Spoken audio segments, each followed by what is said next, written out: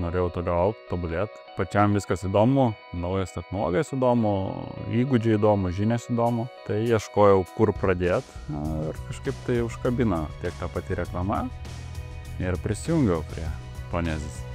Jeigu žiūrint bendrai apie programą, kas labai užkabino, tai yra teorija, bet yra daug tų praktinių įgūdžių. Labai džiugino ir pačio Tomo praktika, kurią jis turėjo ir galėjo dalintis ir dalinosi. Tai daugiau laiko dabar jau skiriu savo.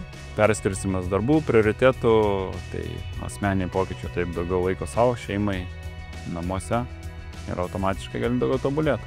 Ir tas mokslo kokybiškumas, kad iš tų naudų, ką gauni, tu gali 3 metų planą drąsiai susidėlioti.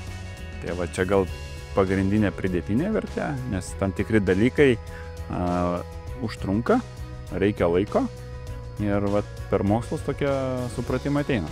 Kas keičia Tomas Tonė, labai džiugi patirtis iš verslo, tikrai artima, labai geri pavyzdžiai, ne teoriniai, bet praktiniai.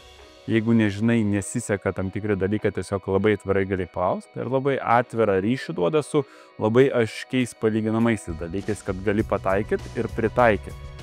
Rekomenduočiau verslam, kurie yra užaugę iš savęs, kaip aš vadinu, nori toliau tvariai augt, judėti į priekį ir turėti labai aiškius įrankius ir planą 3 metų, 2 metų, nes informacijos yra tikrai labai daug ir tikrai yra nerealu ją įsisavinti per metus ir įgyvendinti. Kaip sakiau, reikia laiko, tai rekomenduočiau, kas nori augti toliau, tvariai, turėti labai aiškius tikslus, planus šitam segmentui.